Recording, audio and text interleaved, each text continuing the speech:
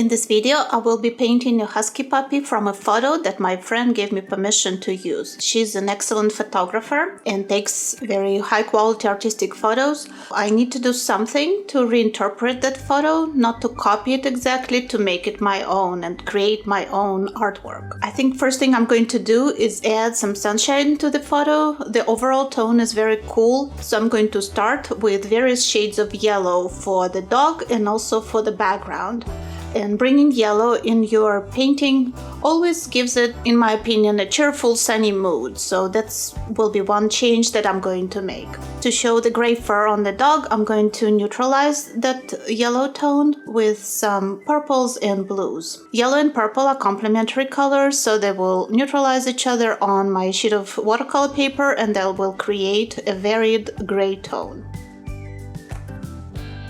I'm working wet on wet. I wet my paper before I started and I don't let it dry. I'm working fairly quickly because I want the colors to mix directly on paper as I go along. I want to create an effect of fluffy fur, and that will be another change that I will make to the photo. The photo that my friend took is sharp and you can basically see the dog's fur very detailed, but in my watercolor I'm not going to keep that effect. I'm going to make her even fluffier and even softer. I'm going to soften the overall effect like you're looking at her through a veil.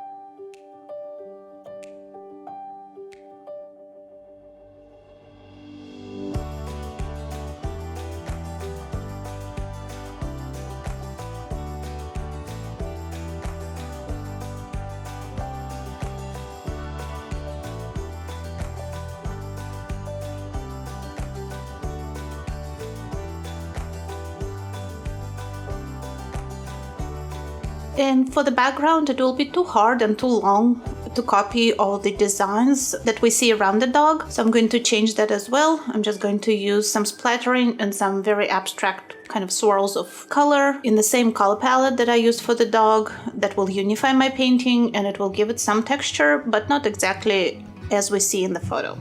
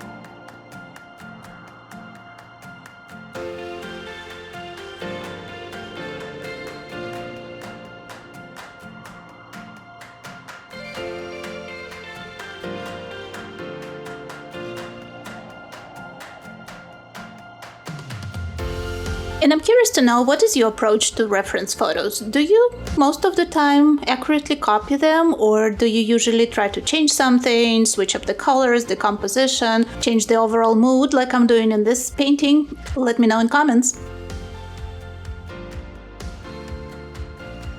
And the next change I'm going to make to the photo is the dog's expression. I'm going to give her a little more of a smile because I have more cheerful overall mood of the painting, so I think the dog can be smiling just a little bit, as the dogs are known to do.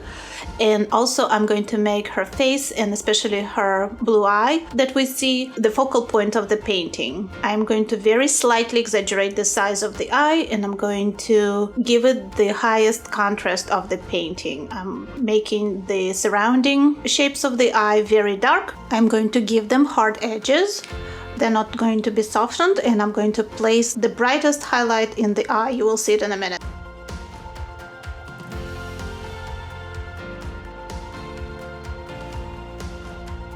And I can add a little texture of the fur with a small angled brush, but not everywhere. Like I said, I want a very soft watercolory effect with hard edges, basically just on the dog's face to bring attention to the face and the eye.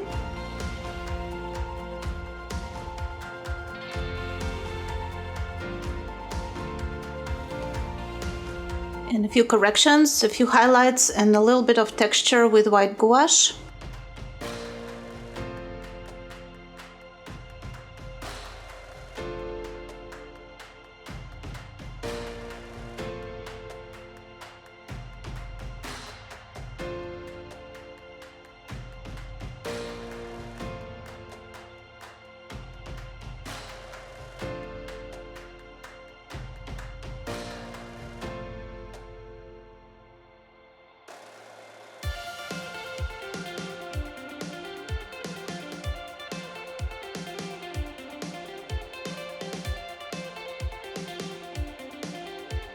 And here's my interpretation of the photo with a little different mood, different focal point, and approach to the subject.